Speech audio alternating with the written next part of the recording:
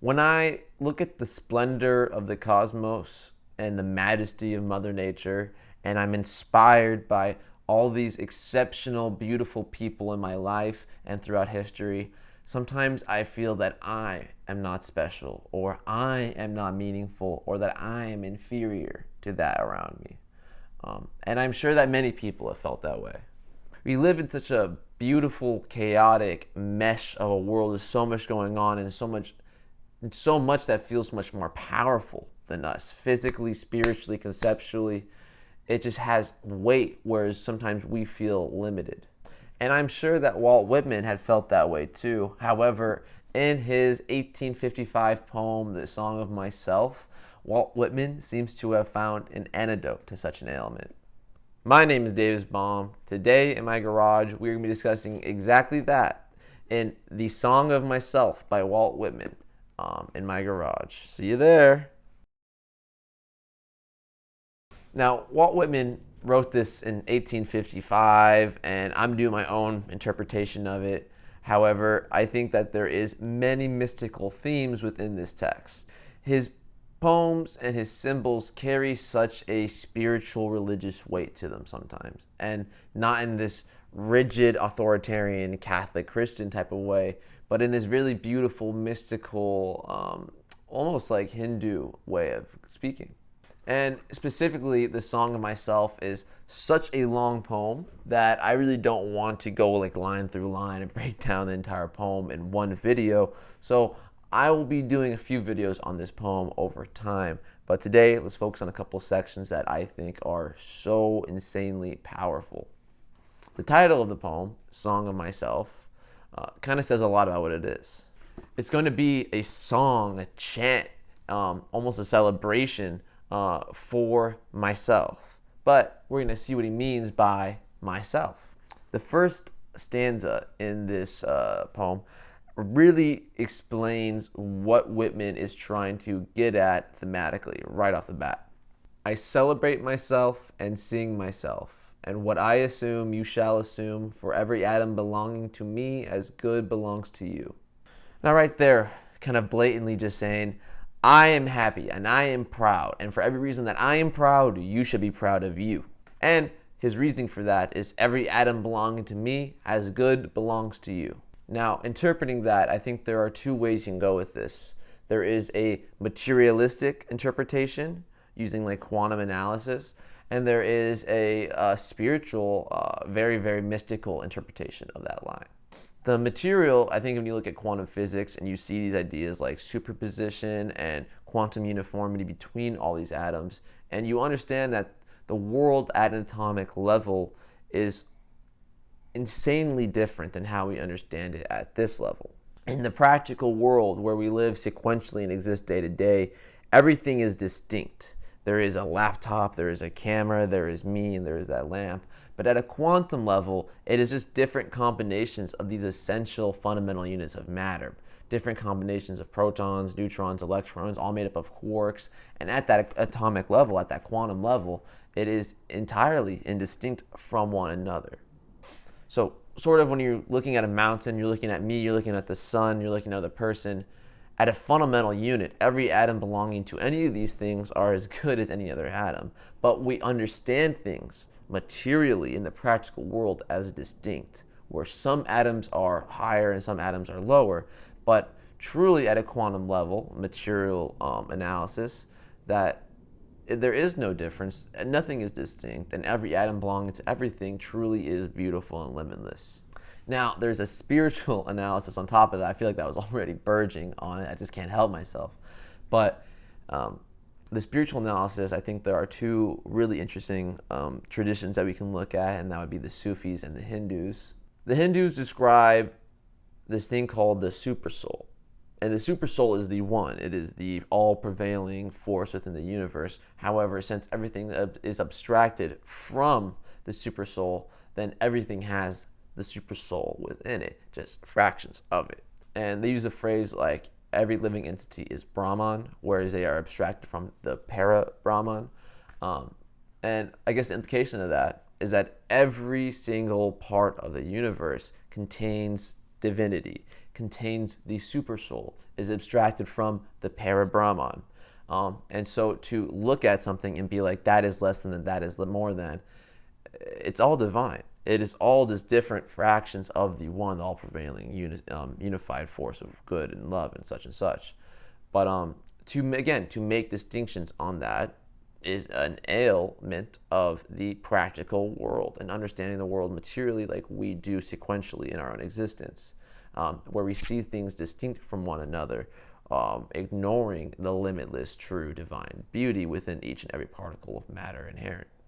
And I think another tradition, just to throw it out there, would be the Sufis. They argue that there is the real world, the unified world, and then there is the unreal world, the plural world. To understand things in plurality is to understand things distinctly and is to understand the unreal world. Whereas the real world is the unified world. It's the understanding of the quantum uniformity in a metaphysical way. So if you want to look at those, I look at Hinduism, Supersoul, Brahman, para-Brahman, and I look at the Sufis, and I look at the unreal world moving into the real world, and vice versa, and such. So now that we've situated that every atom belonging to me as good belongs to you, and distinctions are a little bit of a projection of the ego. It's a projection of the distinct self, trying to understand the world distinctly. And I think now that we've settled that, the next step would be to understand the implications of this distinct understanding of existence. If you are divine, you have inherent divinity, and then you try and limit yourself into something specific, into something distinct, whereas the divine is kind of this inherent allness, you are limiting your capabilities, metaphysically, practically even. In section 2, Whitman goes, have you reckoned 1,000 acres much? Have you reckoned the earth much? Have you practiced so long to learn to read? Have you felt so proud to get at the meaning of poems? Stop this day and night with me, and you shall possess the origin of all poems. You shall possess the good of the earth and sun. There are millions of suns left. You shall no longer take things at second or third hand, nor look through the eyes of the dead, nor feed on the specters in books. You shall not look through my eyes either, nor take things from me. You shall listen to all sides and filter them from yourself. Daoists argue that at your conception, you are like a wooden block, kind of like how John Locke says you are the blank slate, the tabula rasa. The Daoists say you're the wooden block. And through experience, through a material understanding of the world based on sense and based on stimuli, you are carved down into something specific. The development of the distinct ego from what was once the inherent divine block. Daoists continue by saying that the goal of this experience is to be whole again, to remember that divinity, to shed the experiences, to shed the distinct ego, and to embody something transcendental, to be something more unified in being. And I think that's what Whitman was trying to get at in that section there. And it's a funny line when he says, have you felt so proud to get at the meaning of poems? Because here I am being like, yes, I felt very proud to get at the meaning of poems. But I love how interesting some of the lines he uses are, where he says, stop this day and night with me, this experiential, sequential existence. Stop it. Let's let go of that. No longer feed on the specters in books, taking knowledge and experience at third hand even, being like, give me truth at third hand, experiential truth. He is commanding you to let go of that, to let go of this experiential knowledge, to let go of, these distinct experiences that you've garnered as truth, and to rather try and filter them from a deeper truth. There is a belief with a lot of these mystic types that there is knowledge inherent in people, and that when you shed your experiential knowledge, you're opening a deeper knowledge within you, kind of what Jung would say about the collective unconscious, things like that, where you inherently have knowledge. You are an inherent divine being that carries knowledge with them. However, you begin to let go and lose that intuitive sense of knowledge and choose the empirical, the sense-based experiential knowledge over that rationalistic, intuitive knowledge. So with all those parts of the puzzle in mind and the Taoist metaphor in mind, the last two lines to the section again are, you shall not look through my eyes either, nor take things from me. You shall listen to all sides and filter them from yourself. And this isn't the distinct self, this is the self in a more inherent divine way. So we've gone through two things in this poem, and it's only been two sections. The distinctions the self projects onto the material world are a projection of the ego and are illusory in nature. And to follow through with those implications, you actually gain a deeper sense of knowledge and understanding of the world when you let go of your distinct self and you let go of your experiential knowledge as the only truth that you can garner. The third section has a really, really interesting prose, rhyme scheme theme. It's very interesting. I think we should just dive right in. I have heard what the talkers were talking, the talk of the beginning and the end, but I do not talk of the beginning or the end. There was never any more inception than there is now, nor any more youth or age than there is now, and there will never be any more perfection than there is now, nor any more heaven or hell than there is now. Urge and urge and urge, always the procreant urge of the world. Out of dimness, opposite equals advance, always substance and increase, always sex, always a knit of identity, always distinction, always a breed of life. To elaborate is no avail, learned and unlearned feel that it is so. And that last line always cracks me up. To elaborate is no avail. Well, here I am about to elaborate, hopefully to some avail. Learned and unlearned feel that is so. Hopefully I'm learned. It's funny how throughout this poem, Walt Whitman is sort of giving you prose and symbols and themes, but then also interjecting with comments. It's a very interesting style, and it's a very long poem, and I highly recommend anyone that wants to read this poem that read it. It's a great poem. But to go back to what we're talking about, the actual point of all this, the themes of a beginning and an end are inherently part of the materialistic world that we understand as a distinct person. The distinctions in materialism are temporary. Materialism inherently is infinite and eternal. Law of conservation, matter cannot be created nor destroyed, it is merely transferred. But the distinctions, the mountain ultimately will erode. And it'll turn into pebbles and rocks, and the pebbles will turn into dust, and then something will, and the dust will fly over there and become something new in billions of years. But the distinctions between materialism have a beginning and an end. However, truly, again, once you, this is all based on distinctions, and the distinct world is a projection of the self, and the self is temporary. So everything is just. It's very interesting once you kind of follow down this rabbit hole of understanding materialism as a projection of the distinct self, and the distinctions as a projection of the distinct self, and then understand that all these things are inherently eternal, but we see them as temporary beings. All of this is a very interesting thing, and it's hard to talk about. I hope I'm doing a good enough job at kind of relaying these ideas. But to answer that feeling of the beginning and the end, I do not talk of the beginning or the end, he says there is nothing more than now. There is no youth or age than now. There's no perfection than now. Because when you understand things in the eternal, then you also understand things in the unified, then it follows that these things kind of exist in a state of omnitemporality. We are sequential linear beings. We understand things A, and then B, and then C, and we see things as temporary. But in a true perspective of the world, if we had to envision what a true temporal perspective of the world would be, it would be something that's more omnitemporal, something that understands all these states and the certain trajectories of life and matter in a state of uniformity. And the issue that Whitman talks about when you understand things in the beginnings and the ends and not in the now is you are based in urge. You feel things that are temporary, so you're trying to squeeze as much juice out of your rag because you only got so much juice in that rag anyways, you know what I mean?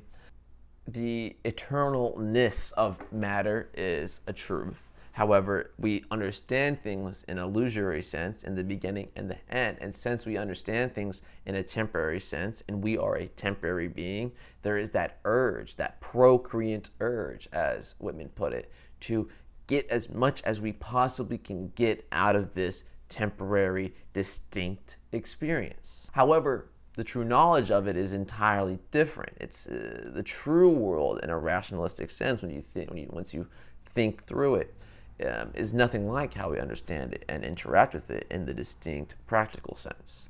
However, we are just squeezing and squeezing and squeezing as much juice as we can get out of our little rag and our little time we have here, and is to no avail.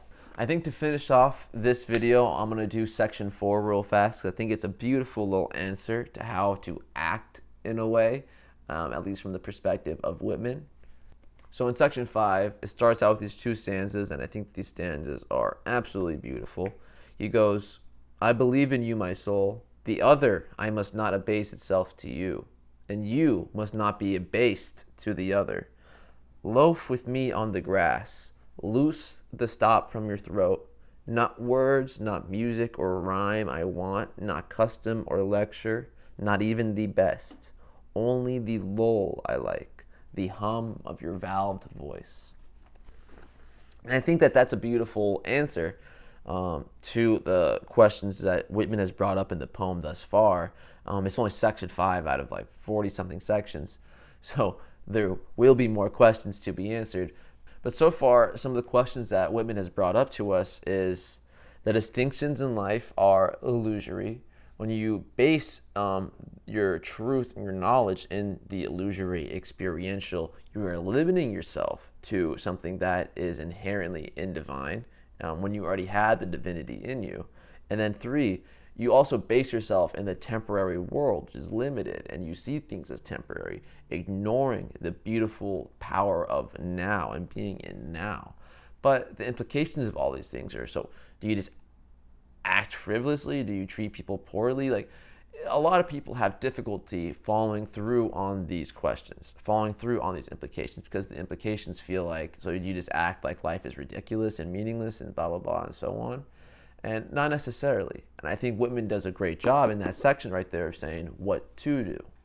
To not abase the soul for the ego, and vice versa. Don't abase the ego for the soul.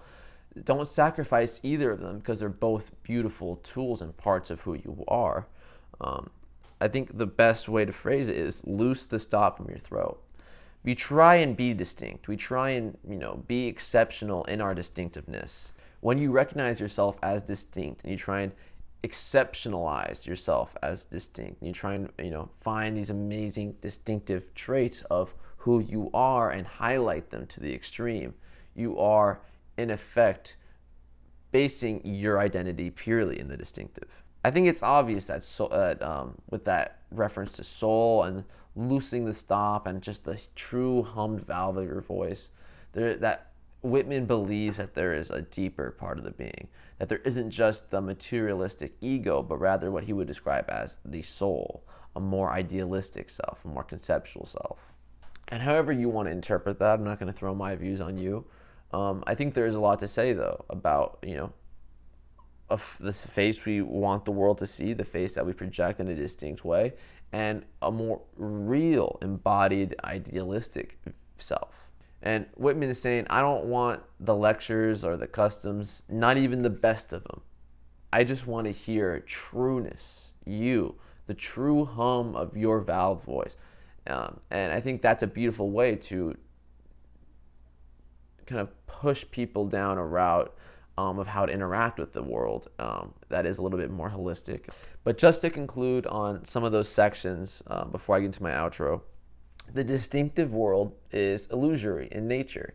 At the quantum level, it is all uniform, and at a spiritual level, every piece of matter inherently is divine, is abstracted from the real world or the supersoul, whatever you want to say.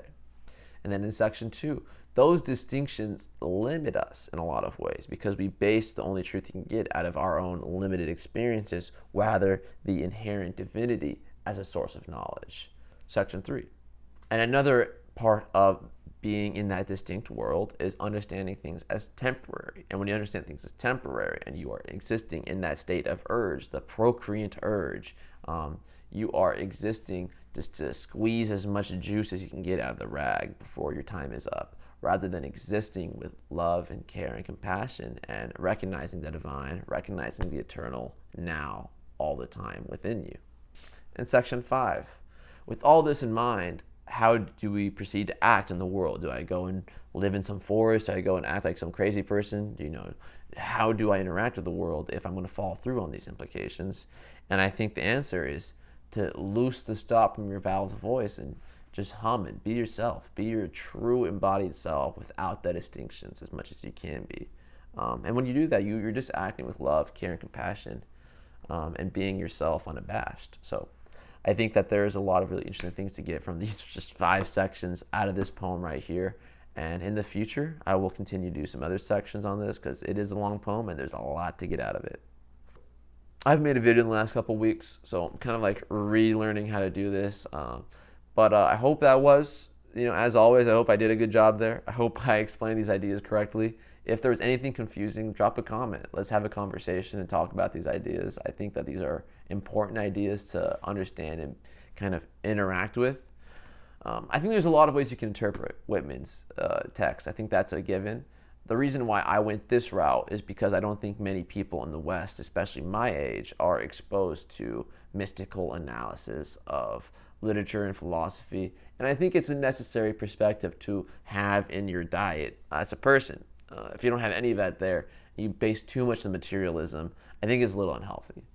But I hope that was a good video, and I hope you guys understood it. My name's davis.bomb. Thanks for coming to my garage. Thanks for listening to me rant. Had a good time, and I hope to see you guys soon. Peace, peace.